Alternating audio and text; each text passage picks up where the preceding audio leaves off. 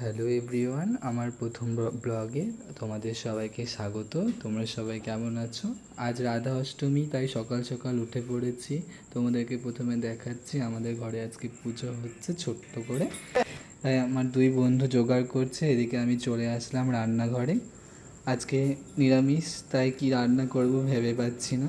সকালে আমাদের বাড়িওয়ালা একটা গাছে পেঁপে পেড়ে আমাদেরকে দিয়েছে, বলে দেখো গাছের প্রথম পেঁপে, রান্না করে খেয়ে কেমন হয়েছে। তো আমি এদিকে পেঁপে আর আলু নিয়ে বসে পড়েছি। আজকে রান্না হবে আলু পেঁপের তরকারি আর ভাত। আপাতত এইটুকুই করব, রাত্রেবেলা দেখা যাবে কি রান্না হয়। তো আমি আলুটা ছাড়িয়ে নিলাম, এবার পেঁপেটা কাটছি। তো তোমাদেরকে একটা গল্প বলি। আজ রাধা অষ্টমী। রাধার জন্ম কোথায় হয়েছিল, কেন হয়েছিল, তোমরা যদি জেনে থাকো কমেন্ট বক্সে জানাবে। তো আজকে আমি পেঁপের তরকারিটা রান্না করব জিরে কাঁচা লঙ্কা ফোড়ন দিয়ে, আর নর্মাল ধনে গুঁড়ো জিরে গুঁড়ো লঙ্কা গুঁড়ো যা দিয়ে আমরা রান্না করি এইভাবেই। তো দেখা যাক, চলো এবার কাটাকাটিগুলো করে নিই ঠিকঠাকভাবে।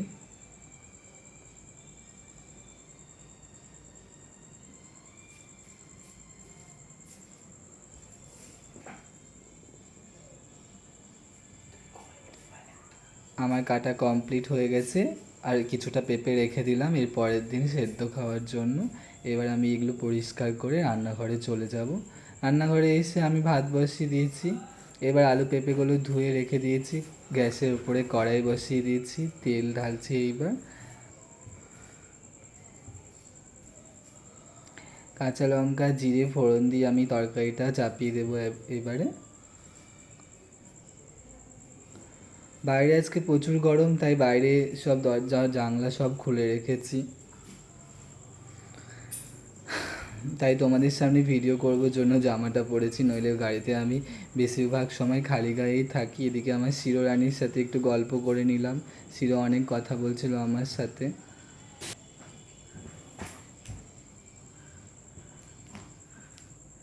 আরও এবার পেঁপেটা ভাজা হচ্ছে, তোমরা দেখো।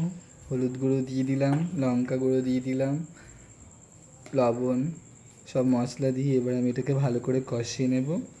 এদিকে ভাত হয়ে গেছে, দেখে নিলাম ভাতটা প্রায় হয়েই এসছে। তরকারিটা প্রায় হয়ে এসছে, এবার একটু কষিয়ে নিয়ে জল দিয়ে দেবো, তরকারিটা হতে থাকবে। ভাত হয়ে গেছে, এবার আমি ভাতের মার গালছি। তোমরা দেখো আমি কত কষ্ট করে ভাতের মার গালি। গ্লাসটা দিয়ে চাপ অনেকবার আমার হাতের উপরে পড়ে যায়, কিন্তু কি করব, করতেই যখন হবে। তরকারিটা সেদ্ধ হচ্ছে, আবার চলে আসলাম পুজোর ঘরে। আমার বন্ধু পুজো করছে, আর একজন গীতা পাঠ করছে। তো তোমরা আজকে দর্শন করো, ঠাকুর দর্শনে সবার সবার জীবনে যেন শুভ শুভ হোক, শুভ কামনা করি। ভোগ দর্শন করো, ভোগ দর্শনে দুর্ভোগ কাটে। এই যে আমার গোপু সোনা, সোনারা সব বসে আছে, এদিকে আরতি হচ্ছে।